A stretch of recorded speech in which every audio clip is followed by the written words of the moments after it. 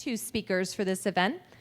First will be Dr. Leon Schurgers. He's Associate Professor of Biochemistry and Senior Scientist at the Department of Biochemistry, the Cardiovascular Research Institute of University of Maastricht.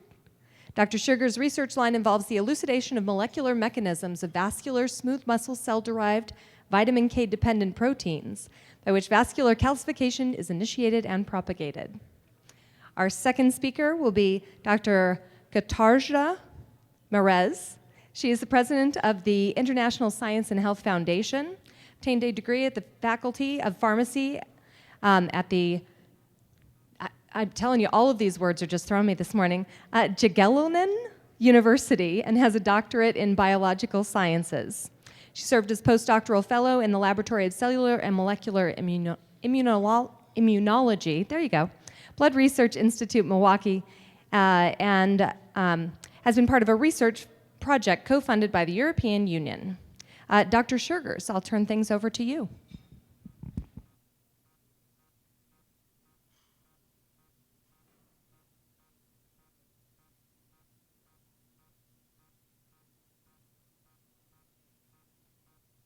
Can you hear me? Good morning, everybody.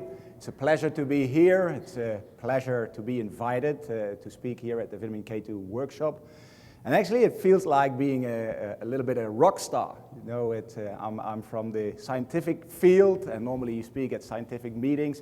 But being here and in the field of vitamin K, it feels really like a rock star. And I saw Robbie Williams doing this. He's making pictures, you know, when he's giving a concert of his audience. So I want to do that as well. I never had this opportunity. So all smile. Hey. Okay. But we are not here to play rock stars. I'm here to educate you a little bit on vitamin K. So I entitled my presentation MK7 as a novel treatment option for cardiovascular disease. And I want to try to convince you in the next 30-35 minutes why I think that vitamin K2 might be a really treatment option for cardiovascular disease.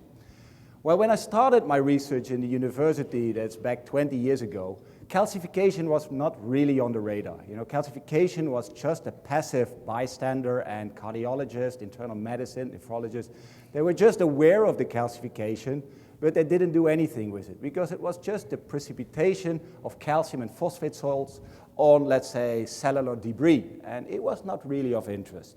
However, together with a PhD student of mine, who is now working as an internal medicine doctor in the Maastricht University, we did a meta-analysis, and we screened for calcification at any vascular site in our human body.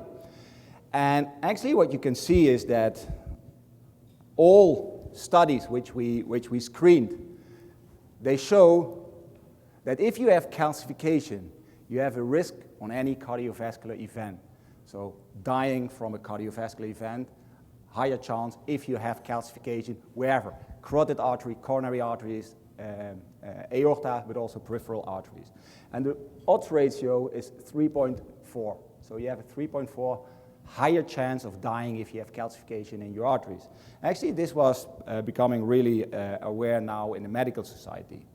And it's not only in our laboratory in Maastricht, but also here in the United States. Paolo Raggi, he is a famous cardiologist screening calcification in coronary arteries, and he says that the coronary artery calcification score is a better predictor for cardiovascular events than the complete Framingham risk score, which includes age, gender, smoking, cholesterol, hypertension. So calcification really is now on the radar, and it is used as a measurement for cardiovascular disease all the time. So actually what we are looking for is calcification, and this is just a picture of how your washing machine looks like if calcification takes place. But also in our human body we have diseases where calcification really takes place. We have hypercalcemia. This is calcium levels in the circulation higher than 2.8 millimolars. Hyperphosphatemia higher than 2 millimolars. We have atherosclerosis. So locally in the vessel wall, we have calcium concentrations higher than 30 millimolars, which is really, really high. So normally we have 2.45 in our bloodstream. End-stage renal disease, where the calcium and phosphate product is increased, and calcium phosphate, maybe you still know that from your chemistry lessons, they're not really going together, you know, they precipitate. So we need cellular systems, we need proteins to inhibit that precipitation. And then with hypertension, the intracellular calcium load is really high. So the precipitation of calcium salts happens at pathological sites, and mainly that is in the vasculature. So actually where we are looking for is the bleach. Can we inhibit, can we prevent calcification, or when calcification is there, can we reduce it or halt the progression of calcification? I have to tell you that calcification in bone is an active mineralization process, building bone but also resorbing bone, and my belief is that the calcification in the vasculature is an active process, and so also the resorption of calcium from our arteries should be and must be an active process. So I did my PhD back in 2002 in Maastricht on vitamin K and the differential effects on vitamin K1 and K2. And actually I was the first one who discovered that vitamin K2 had other functions, better functions than K1.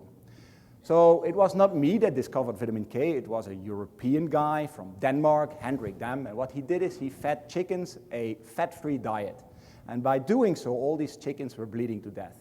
So he substituted cholesterol, it wasn't the cholesterol, he substituted all kind of micronutrients, fat-soluble micronutrients, and suddenly he isolated one nutrient which prevented the bleeding disorder. And because he published this in a German journal, he called it the coagulation factor, and coagulation in German is written with a K, and from that time on, vitamin K is known as the coagulation vitamin, whereas I would rather name it the calcification protein.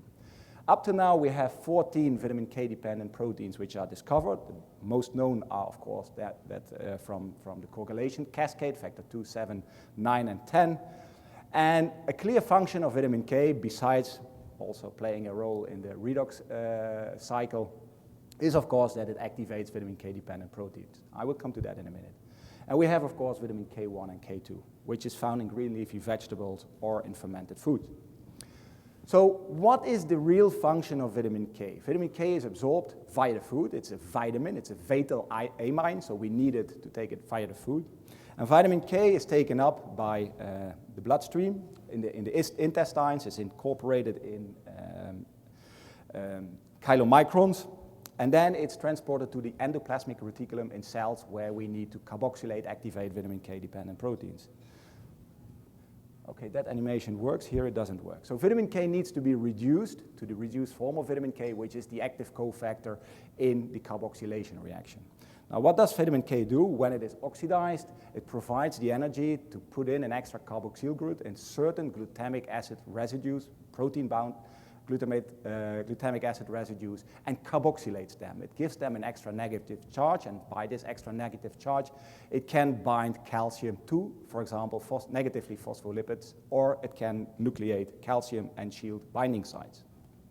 So why is it that we need minute amounts of vitamin K? We need only micrograms in the diet and not milligrams, like, for example, vitamin E. That is because vitamin K is recycled, and in this way, one molecule of vitamin K can assure 1,000 of these carboxylation reactions. So one molecule of vitamin K ensures 1,000 of these carboxylation reactions. Nearly the same time that vitamin K was discovered in Europe, in Wisconsin, there was a substance that was discovered which made that cows, which were dehorned, were bleeding to death. And although it was discovered in America, it was a German pathologist that discovered this disease. And he isolated one micronutrient, again, which was warfarin. And actually, warfarin stands for Wisconsin Alumni Research Foundation, with Aaron from coumarin. Coumarins were first launched as rat poison, so actually what we are doing in our clinic is treating our patients with rat poison, and that was because in 1951 there was a US soldier who wanted to commit suicide, and he took a lot of warfarin, but then he thought, well, shit, I want to live. And because the onset of warfarin is a few days, he could go to the hospital, and they could give him vitamin K to rescue his bleeding phenotype. And actually, by doing that, the medical doctors realized that we have a very strong anticoagulant. And that is where the rat poison became a medical substance. And actually, in 1955, Eisenhower was one of the first famous recipients of warfarin. So what does warfarin do? What is vitamin K antagonist? Do they inhibit the absorption of vitamin K? Well, no, they don't inhibit the absorption of vitamin K. Vitamin K is taken up by the intestines, it's transported in the blood, it's going to all the target tissues. And also, it does not inhibit the reduction of vitamin K becoming an active cofactor. So what does warfarin do? It actually doesn't even inhibit fully the carboxylation, but what it does, it inhibits the recycling. And in this way, giving vitamin K antagonist to a patient, you make sure that one molecule of vitamin K only creates one GLA residue instead of thousands. So you decrease the vitamin K levels in the tissues, and thereby you increase vitamin K insufficiency. And this is what we want to do, of course, because patients that have hypercoagulability, you want to lower the blood clotting. But what was realized is that it not only affects the blood coagulation, it also affects other proteins, such as matrix GLA protein. And that is something what we realized. And I just show you here one example. We used warfarin, vitamin K antagonist, in mice. And by doing so, we first wanted to know what is the optimal dose. So we gave different treatment regimens of vitamin K1 together with warfarin. And what we found is that you need at least 1.5 milligram vitamin K1 plus extra warfarin, and then you prevent the bleedings of the mice, because if you go lower with vitamin K, all the mice died due to severe bleedings. But what you create is a severe vitamin K deficiency in the vasculature, thereby inducing calcification. So this is what we found, is if you use 1.5 milligram of vitamin K1, and on top of that you titrate extra warfarin, vitamin K antagonist, in the diet, the higher the dose of warfarin, the more calcification you find back in the vasculature. If you do it for a longer time, so over time, baseline versus 7 days, 28 days, or 49 days of warfarin treatment together with vitamin K1 in these animals, then you see that the calcium load is already increased after 7 days of warfarin feeding, whereas the first visible signs, and everything here in black, is a von Cossa stain. It's a specific stain for calcium phosphate in the vasculature. And everything which is black is calcification. So you see that after 28 days, 1 month, you see already dramatic calcifications in the vasculature of these mice. This is medial calcification. But of course you want to ask me, okay, this is a rat poison. Of course it does make calcification, creates calcification in the vasculature. This is not the human situation. So this is where we collaborated with Harvard University a few years ago, and this is a patient which developed severe end organ failure. So this patient had to go on dialysis, and he was placed on warfarin. And so what they did, medical doctors, they did a CT scan when he came into the hospital. And he was treated for 9 months with coumarin, and what you can see is that, and unfortunately, this patient died, but what you can see is here all these white spots. These are calcifications in all the large medium arteries of this patient. So if you ask me what is the onset of calcification in vitamin K deficiency in a patient, it can be as quick as 9 months that you are calcified in all your arteries. Another example is calciphylaxis. Calciphylaxis is a deathly disease, mainly occurring in dialysis patients, but not limited to. And what these patients develop is complete calcification of the large arteries, which you see here, the small arteries, but also of the skin arteries. So this is completely calcified skin. And what is very interesting in this disease is that 50% of the patients receives warfarin. So in this calciphylaxis disease, dramatic calcification, 50% of the patients is on warfarin, has a very severe vitamin K deficiency. And finally, we also did a study with the cardiology department in our Maastricht University. This was published in the European Heart Journal, a very high-ranked medical journal. And what we did is we looked in atrial fibrillation patients, but with a very low risk on developing, on having that. And actually, the treatment for these patients is a little bit unsecure. You know, we don't know exactly what to do, but warfarin is safe, vitamin K antagonist treatment is safe, so give it. So what we did is we used patients younger than 65 years or older than 65 years, which were either not on vitamin K antagonist for 6 to 60 months on vitamin K antagonist or longer than 60 months on vitamin K antagonist. And we stratified according to the Framingham risk score, so all patients had the same baseline risk score. And what you can see is that those patients which were not on vitamin K antagonist treatment had no calcification in their arteries, whereas those which were on vitamin K antagonist, they had a Gadsden score between 100 and 400, and Dr. Goodman already told us that that is a very high score. It's even more dramatic in the elderly population, whereas here, those patients not on vitamin K antagonists, the majority of them, 50%, had no calcification in their arteries, whereas those longer than 60 months on vitamin K antagonists, 50% of the patients had an Gadsden score over 400. Very indicative that vitamin K deficiency really induces calcification, also in humans. So what is causing this vitamin K deficiency? Well, for a long time it was not known, but then it became clear that this protein, matrix GLA protein, is a vitamin K dependent protein inhibiting vascular calcification. Well, the protein was discovered in bone and 1980s, and everybody was thinking, okay, we have another bone protein in hand. So researchers here from New York, they created a so-called matrix GLA protein knockout mouse. So what you do is you take the DNA of the mouse, and then you take out the gene that encodes for this protein, you put back the DNA, and these mice are born normal, born to term, however, miss this protein. And actually the researchers were looking for a bone phenotype. However, all mice were born normal, but all died within 8 weeks after birth. And what happened when they gave these mice a closer examination, they saw that this is not the spine. Everything in red is calcium. This is the aorta. These are all the large vessels. So all large vessels were completely calcified if you lack this protein. And from that time on, everybody knows MGP is one of the strongest inhibitors of vascular calcification. So what we did, or I did during my postdoc period, we created MGP antibodies. And with these MGP antibodies, we could really detect the inactive form or the active form of matrix GLA protein.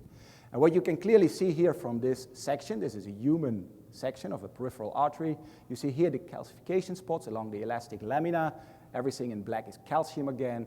And here, this is the inactive form of matrix GLA protein, co-localizing with the calcification. Of course, you can speculate that either calcification induces vitamin K deficiency leading to inactive MGP, or that the inactive MGP really makes that the vessels calcify. And I foster the latter hypothesis, because with the vitamin K antagonist, we induce uncarboxylated MGP and thereby calcification.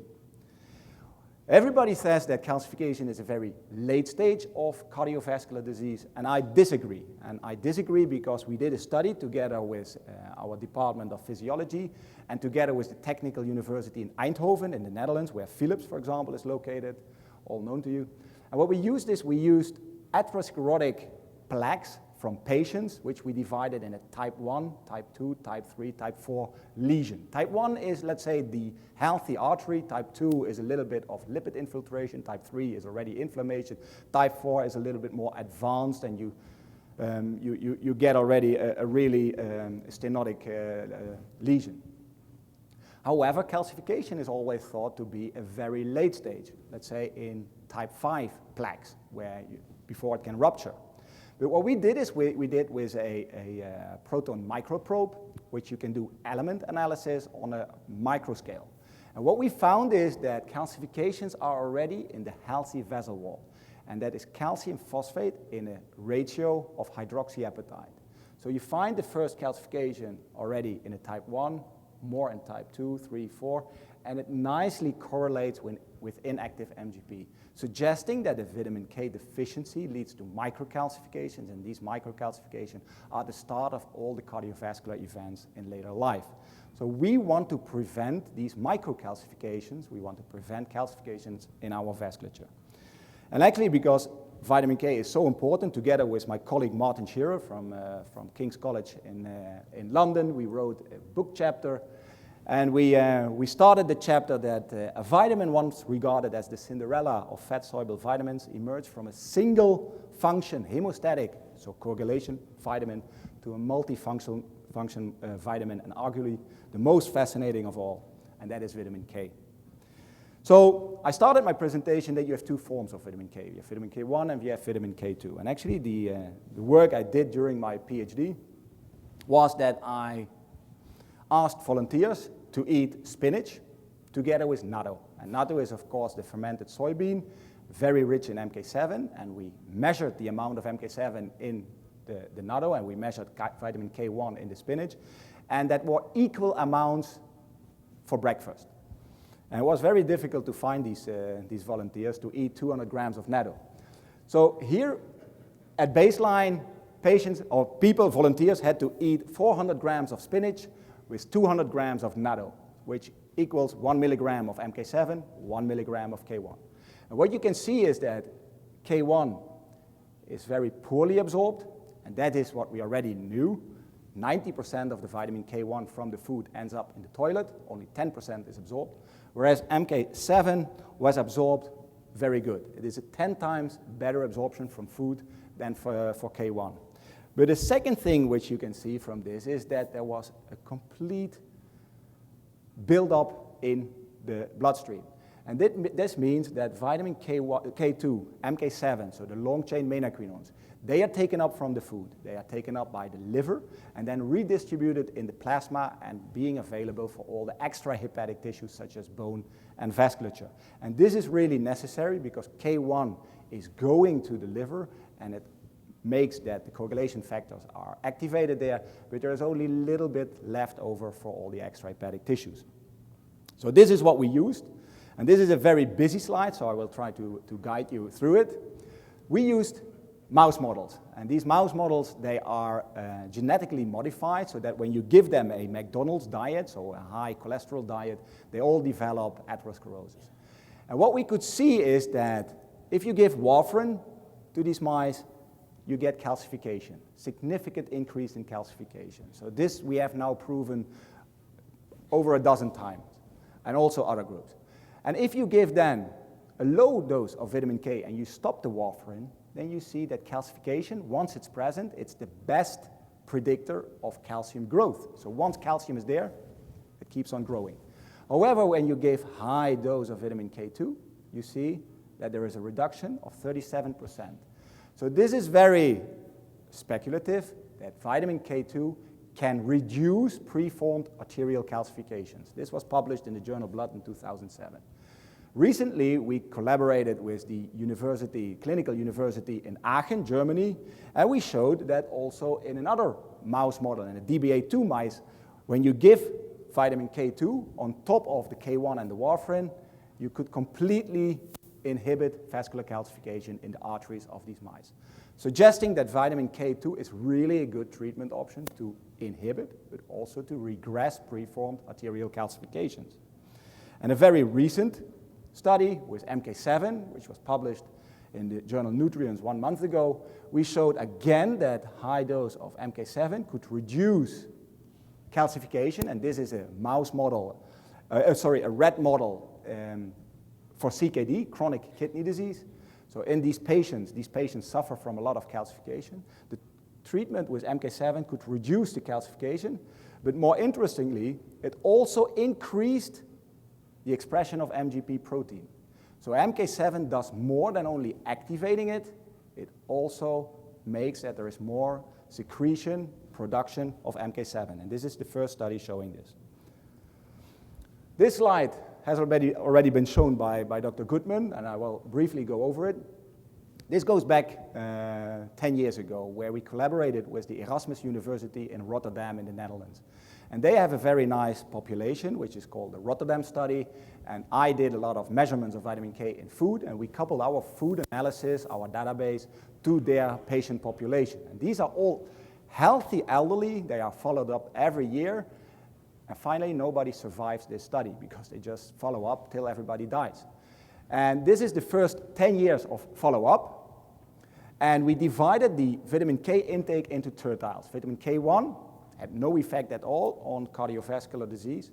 However, what we saw is that the highest tertile of vitamin K2 intake, mainly the long-chain menaquinones, MK7, 8, and 9, had a 50% reduction of arterial calcification, had a 50% reduction of cardiovascular death, and a 25% reduction of all-cause mortality, which is logic because 50% of all mortality is based on cardiovascular death. So this was a first study. It was very difficult to get this published because nobody believed it. It was too good to be true. And there was also another study in the Netherlands where we were not involved, and they showed that for every 10 micrograms of long-chain menaquinones, MK7, 8, and 9, there was a decrease by 9% of cardiovascular risk. Indicative that vitamin K2 is really decreasing calcification and thereby preventing cardiovascular disease. A new study which we initiated together with the vascular surgery department in Aachen, Germany, is that dialysis patients, they have 3 times a week they have dialysis. And for that, they connect the dialysis machine via a vascular access, and that needs to be an artery. And this artery normally is very difficult to access, so what they do is they take a venous vessel and they connect that to the artery. And by doing so, you can then easily connect the dialysis machine to this venous artery. But there is a clinical problem. This clinical problem, that is, there is 63% of these vascular access, they are not useful anymore after some time. So what people do, what does the clinic do? We give warfarin, vitamin K antagonist, to keep this vascular access open. So what we did is we developed a rat model in which we studied this phenomena. And briefly, what we saw is, and this study will be published in the Kidney International Journal next week, what we saw is that with warfarin, you made the disease worse. More calcification, more neointimal hyperplasia. So we switched, instead of warfarin, to vitamin K2, and what we saw is we could have a complete prevention of the calcification in this vascular access, and also prevention of neointimal hyperplasia. And actually, the medical doctors themselves, they concluded vitamin K2 should be regarded as a therapeutic approach to prevent neointimal hyperplasia and calcification in vascular access. So I think we have some breakthroughs. So then the question, where do we get our vitamin K2 from? Well, of course, we can eat natto. It's a very rich source. But what is natto? Natto is a fermented soybean. Actually, it's a rotten soybean. And how does it taste? It tastes like rotten soybean. So it's not a very nice thing to appreciate. At least in Japan, it's very appreciated. Outside Japan, not many people like it. What else can you do for vitamin K2? Well, go to the zoo and look what chimpanzees do. They eat their own feces. It's full of vitamin K2. We can do that. But, well, actually, nobody wants to do that. So thank God there are companies that now have supplements enriched with MK7, so we don't need to go to the toilet and eat our own feces, or we don't need to eat natto, we can just take supplements. And what we did is we used these supplements for a dose-finding study, and this dose-finding study was published a few years ago, and we wanted to know what is the optimal dose. This is in young, healthy volunteers, and we saw that 180 micrograms of MK7 is optimal in carboxylating osteocalcin. So that was used for a 3-year clinical trial, and Dr. Goodman already briefly showed this, and I will go over it very briefly. 244 participants, MENA-Q7 versus placebo intervention study, 3 years with a daily supplement, 180 micrograms of MK7, MENA-Q7, standalone, so no calcium, no vitamin D supplementation, and the endpoints were DEXA, so bone mineral density, vascular health, pulse wave velocity, intima media thickness, and the body weight. And the measurements were at baseline 1 year, 2 years, and 3 years. So what we saw is that the intima media thickness, and Dr. Goodman already explained it, it's a measure, it's a clinical measure for how healthy your arteries are. And what we could see is that MENA-Q7 could completely preserve the vascular health, whereas the placebo decreased in vascular health. So this study was the first study to show that vitamin K2, MK7, MENA-Q7 in this study could prevent the loss of vascular elasticity. Actually, it made the vessels more elastic because it prevents calcification there. A second measurement is the pulse wave velocity. And with the pulse wave velocity, you measure the speed of a bolus blood from the carotid artery to the femoralis. And the quicker the traveling of the blood, the stiffer the vessels are. And actually what we saw is that MK7 reduced stiffness of these arteries. And MK7 was the first treatment option that you could reduce arterial stiffness. So this is in healthy volunteers. But also in patients, also the cardiology department, internal medicine, they are now very aware that MK7 could be a treatment option because clearly statins, they cannot inhibit calcification. And many, many drugs have been tested to reduce arterial calcification because it's really a hot topic at this moment. So this is a study sponsored by the Dutch Heart Foundation and by NATO Pharma. We have 200 patients to include 100 placebo, 100 on MK7 MENA-Q7 for 360 micrograms for 2 years. At this moment, we have 120 patients enrolled because these are patients, these are screened in the cardiology department in our hospital, and they have an Agatston score between 50 and 400, and then they are treated with either placebo or MK7. And the endpoints, the primary outcome endpoint is the progression of coronary artery calcification. There is a second study which starts now. Actually, we have now medical ethical approval in which we want to study the effect of MENA-Q7, 360 micrograms on aortic valve calcification because that is a huge clinical problem as well. This is also a study in which we also will include PET MRI, a new sodium fluoride 18 PET probe, which measures active mineralization. And this study is now more or less up and running. So I think you will hear more and more about vitamin K2, MK7 in the upcoming years. The clinic is getting interested in it, the nephrologists are interested in it, and I think if we can prove that MK7 can reduce arterial calcification, that would be a really step forward in the medicine. So finally, I want to thank my sponsors because I need money to conduct all my research. And I want to thank especially the Dutch Heart Foundation, but also NATO Pharma for providing and supporting me for over 10 years already. Thank you, and I'm more than happy to address questions. Thank you very much, Dr. Schurgers. Our go-to for the first question. You mentioned that vitamin K recycles about 1,000 times in the tissue. So when we supplement, the tissue gets saturated. There's a cumulative effect. And I'm curious what, and I know some of the K7 converts to K4. And so what is the half-life of these vitamin Ks? It's a very good question. They only checked it in the liver. And if you don't supplement and you put patients, this is a Japanese study from 1993, if you don't give vitamin K for 3 days, I think 80% of the vitamin K store is emptied. Okay, we have a question at the back. Just to reinforce your studies on the mouse that you presented, Iowa State University out of Ames in the early 1970s did a primate study in which they found that primates died of atherosclerosis out of the clear blue sky, and nobody understood why. And they found it was the lack of K1 in the monkey chow, and now K1 is standard in all primate feeds given to all research people, or the monkeys die of heart disease. Is that study published? Yes, sir. Okay. Excellent. It was probably before my time. Okay, coming up front for a question here.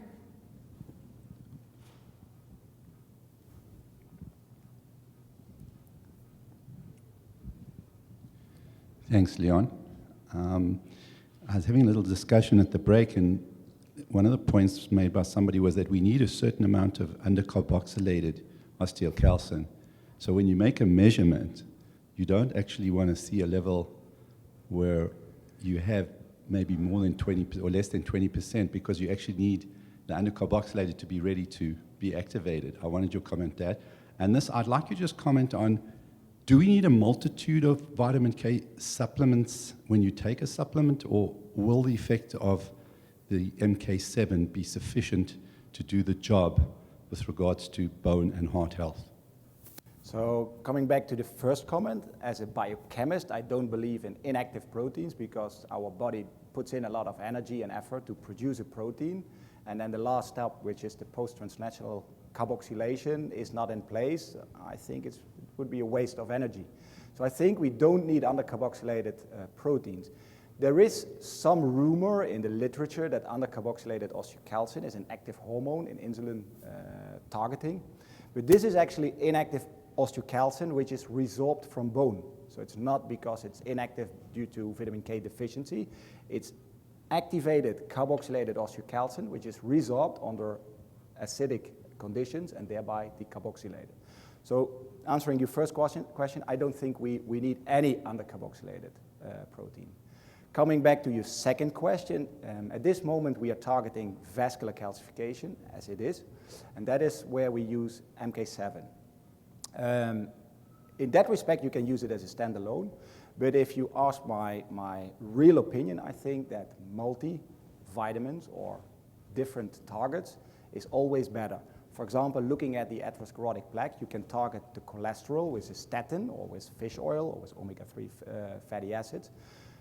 But on the other hand, you need to target the calcification. And putting these two together, maybe with magnesium, you have a better effect. So I would propagate that multiple combinations could have a bigger effect, so 1 + 1 makes 3 instead of just one single nutrient, which of course does the trick on calcification.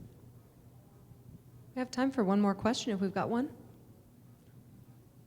If not, Dr. Schurgers, thank you very much. And Dr. Maresz, I think we're ready for you.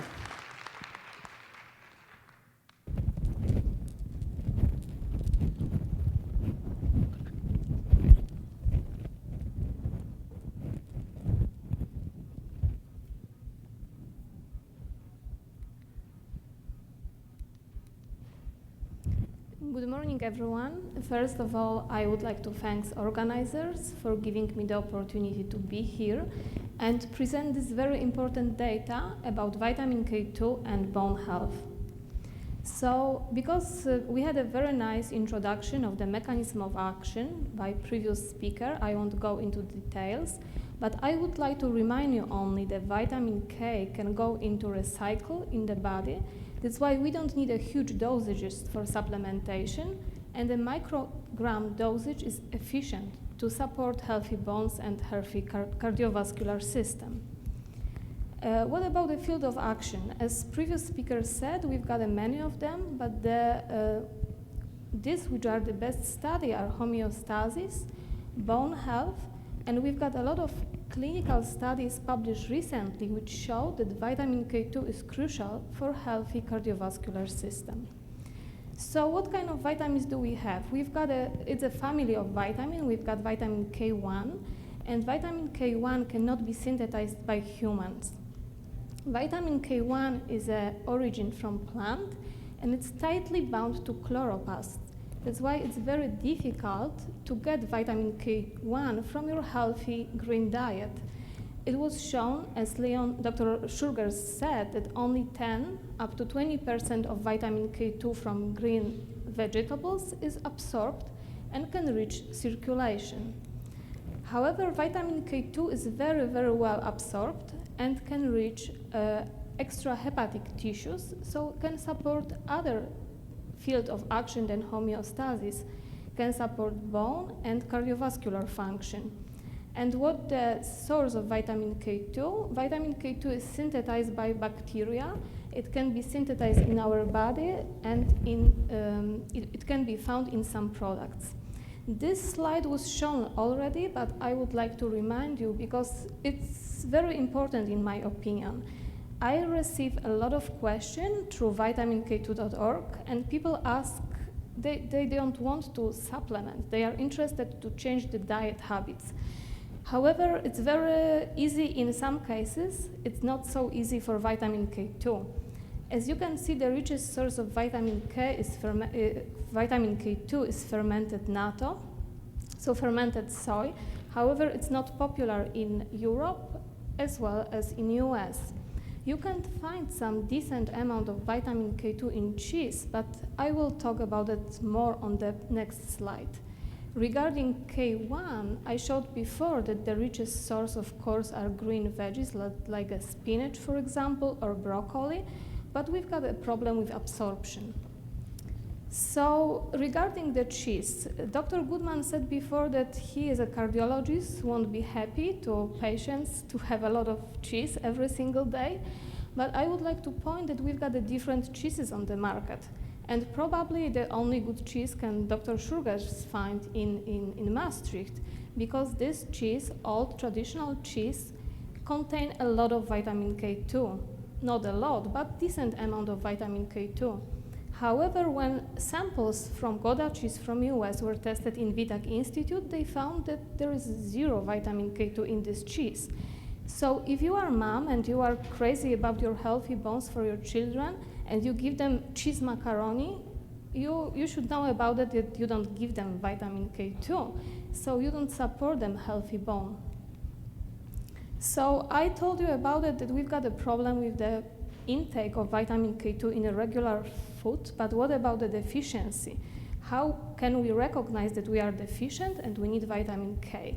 So everyone knows that if you have a problem with bleeding, so it's familiar for majority of people, and it's known for the doctors also, so that you don't have enough vitamin K. So people are supplemented with vitamin K1 in this case. However, we've got a second model, we've got a second situation, which is called chronic deficiency. Otherwise, we can say subdeficiency. So we don't bleed, our coagulation system is perfectly fine, we feel okay, we don't feel any pain in the bones, our arteries seems to be okay. However, our extra hepatic proteins, which are important for bones and important for cardiovascular system, are inactive. It means that they cannot act properly, and calcium cannot be removed from the arteries and put in the bones. In this stage, if it takes a long time, in this case of the subclinical deficiency, it will lead to osteoporosis and vascular calcification, as well as other age-related diseases. So if we look at this graph, it represents different intake using different diets. So very often, children are on a junk food. Even if mom takes care of them, they prefer to have hamburgers and a fast food. So you can see on this graph that they don't have at all vitamin K1 and vitamin K2. However, many people are crazy about a healthy living. They exercise a lot, they eat a lot of green stuff, and they think that they can help their bones to be healthy. And of course, the intake of vitamin K2 in this population is pretty high. But I told you before that we've got a problem with absorption. So even if the content of K1 is big in a salad, the amount which reaches circulation is pretty low. The only healthy people, not healthy people, but happy people are in Japan because they eat natto every day, and the intake of vitamin K2 is pretty good in this population. So the major source of vitamin K in Europe, and probably the same in US, vitamin K1 is the major source of this. So one issue is the intake of vitamin K. It changes, depends on the diet. But it's nice to see if we can check deficiency in the blood. And we've got some commercial assays which are not popular right now. It's at the research stage, and they are used in clinical trials when scientists evaluate vitamin K-dependent proteins which are inactive. And it represents vitamin K status. And on this graph, you can see two of them, dephosphorylated uncarboxylated MGP, which represents a very important cardiovascular marker, and undercarboxylated osteocalcin, and both of them are found up to 30% in Western population. So it has been shown by the Maastricht group that people in Western Europe are deficient. Moreover, in 2011, it was published study that around 97% of the population is K deficient.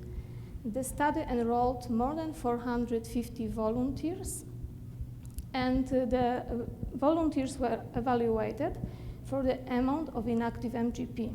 And 97% of them had very high level of inactive MGP. So can we do something about it? Yes, we can do using a supplementation, and in this study, vitamin K1 was used for supplementation over 3 years. They used 500 microgram daily of phylloquinone, and they found out that in this group, which was supplemented with vitamin K2, the level of inactive MGP dropped dramatically. So I was talking a lot about the healthy volunteers and healthy adults, but my talk should be focused on children. So what we know about the children?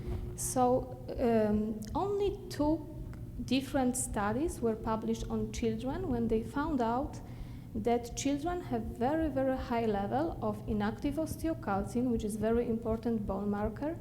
If you look at this graph, you can see the first bar represents children below 10 years of age, and the second bar represents children between 10 and 19. The bars are huge in comparison to the smaller bars, which are for adults. So children showed in the study the largest specific vitamin deficiency, and it means that children should benefit the most from vitamin K2 supplementation. So, because the previous talks were about mainly cardiovascular system, I would like to say more about osteocalcin. I said before that we've got 2 forms. One is inactive and the second is active, but it's very important to remember that only active form can bind calcium and support healthy bones, and this can be evaluated. So vitamin K2 is not the only vitamin which is necessary for healthy children bones. We've got a second one, very important vitamin, and everyone knows about it. So it's vitamin D. Vitamin D is involved in bone mineral metabolism and bone growth. It can have many, many different functions. The most important are that vitamin D increases calcium absorption, and we need a calcium for healthy bones in children to grow stronger. Moreover, vitamin D stimulates synthesis of osteocalcin and promotes bone formation and mineralization. So we know that vitamin D is important. We need a second factor, which is calcium. And a lot of food in the US is fortified with calcium, actually. And Dr. Kudman told us today that it may be also dangerous for adults. But in the case of children, we know that calcium is not enough. The recent study evaluated the intake of calcium in developed countries such as US, New Zealand, and others, and they found out that children have very high intake of calcium every single day. The intake may be even up to 1 milligram per day, 1,000 milligram per day. However, the rate of fracture is still high in these countries.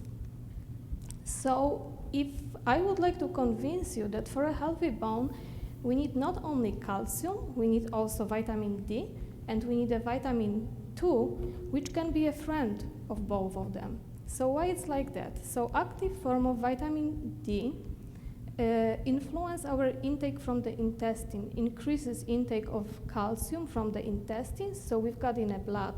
But we would like to put this calcium from the blood into bone to build healthy bones. Moreover, active form of vitamin D increases the synthesis of osteocalcin. So we've got this very, very important protein which is necessary for healthy bone. However, I showed you on a previous slide that osteocalcin can be shown in 2 different forms, and we need active carboxylated form of osteocalcin. And in this case, we need vitamin K, and the best vitamin K2, because it was shown that vitamin K2 is more efficient than vitamin K1, and MK7 seems to be the best solution for this. So when we've got osteocalcin, which is carboxylated already, in this case, calcium can bind to this, and it can be bound to hydroxyapatite and to support healthy bones in children. So to have a right and good vitamin K status in children is very, very important, because you need to build a strong bone when you are young, when you are a child.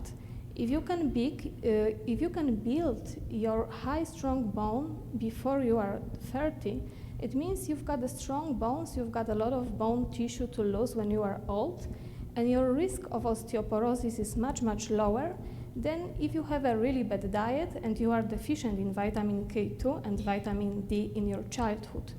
Moreover, I showed you that young bone tissue is very, very active.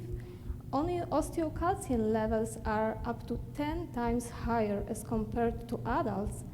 That's why vitamin K requirements are also higher for children than for adults.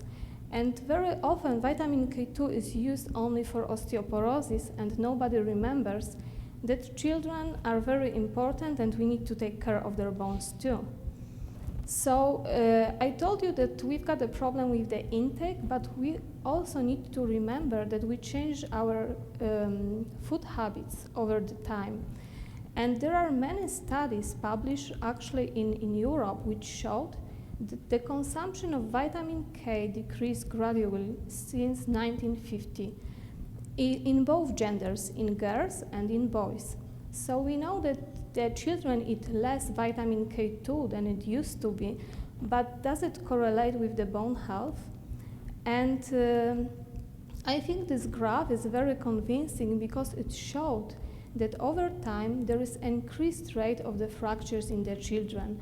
And it was confirmed by many, many scientists in different countries. It was done in Europe, in Scandinavia, as well in the US, that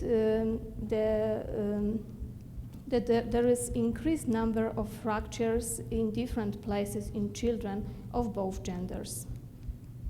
We've got many studies which prove that vitamin K status is very important for healthy bones in children. The studies were published from 2004 until now, and they prove that in vitamin K status can be associated with higher bone mass and less, that vitamin K status was associated with higher bone mass and a lower level of inactive osteocalcin. So the improvement in vitamin K status over time is related to lower bone turnover and subsequently additional increase in bone mineral content. There are two studies which I would like to mention at the end of my presentation. Both of them were done in collaboration, were done by NATO Pharma to some extent. MENA-Q7 was provided for the study. The first one is VITAC study, which was done and published in 2009 by Samaran Group. It was randomized placebo-controlled double-blind study which enrolled 60 children, both genders, the same equal numbers. The children were supplemented with 45 macrograms, so it's very, very low dose of vitamin K2 for 8 weeks. At the end and at the beginning, the children were, the blood was drawn and the level of undercarboxylated and carboxylated osteocalcin was measured. So the evaluation I will show on a graph which is represented by UCR, which is ratio of undercarboxylated osteocalcin and carboxylated osteocalcin, and it's really good marker of vitamin K status. So when the scientists collected the results, they found no changes in a group, in a placebo group, which was expected. However, in a group which was treated with MENA-Q7, it was decreased in UCR significantly. And it was found even after 8 weeks of supplementation with such a low dose. So it's nice to show that the biomarkers are changed by vitamin K2 supplementation, but do we have any proof that vitamin K supplementation can really improve bone in children's health? So far, we've got only one pilot study done by a Turkish group. The study was done on 20 children, 12 girls and 8 boys. The children had thalassemic osteopathy, and they were supplemented over 1 year with vitamin K2 and vitamin D3. During different time points at the baseline, after 6 months and after 1 year, the blood was collected, the level of undercarboxylated osteocalcin was evaluated, and measurements for bone mineral density was taken. So what's the most important, after 6 months and after 1 year, the results detected a significant improvement in bone mineral density and Z-score at the lumbar spine of these patients. So it's really nice data, because we don't have many data on a clinical trial on a children. It's very difficult to convince doctor to switch to vitamin K2, at least in Poland. So do we have any other diseases which can, when children can benefit from vitamin K supplementation? And my opinion is yes. I think that the children with malabsorption of fat and fat-soluble vitamins should benefit a lot. In the same case, children with cystic fibrosis, they've got a very weak bones. Very often they supplemented with K1. However, I think that vitamin K2 will be much, much beneficial for those children. So at the end, I would like to conclude that children showed the largest specific vitamin K deficiency, that MK7 is able to improve vitamin K status. It was shown by UCR, so activation of osteocalcin. Moreover, everyone I will ask about the dosage. So the effective dosage which was used in healthy children was only 45 micrograms of MENA-Q7. In the case of the children with thalassaemic osteopathy, it was 50 micrograms per children.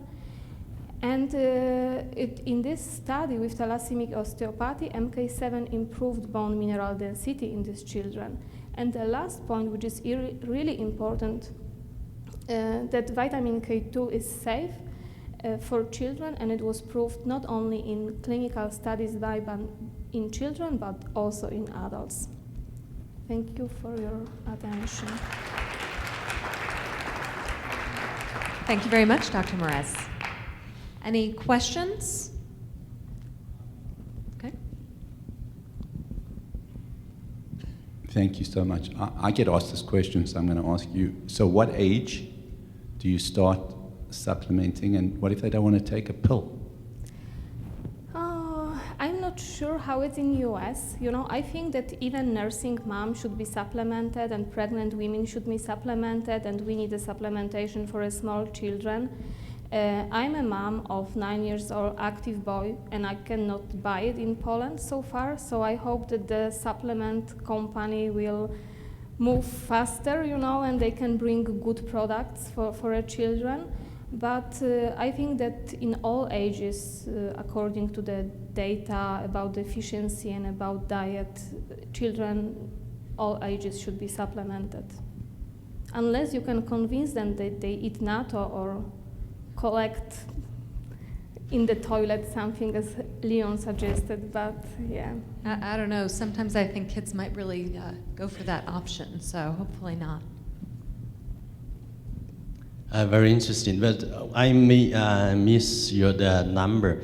I'm just wondering how low it's known for the vitamin K2 deficiency for the kids, different ages. Do you have the number, how to measure them?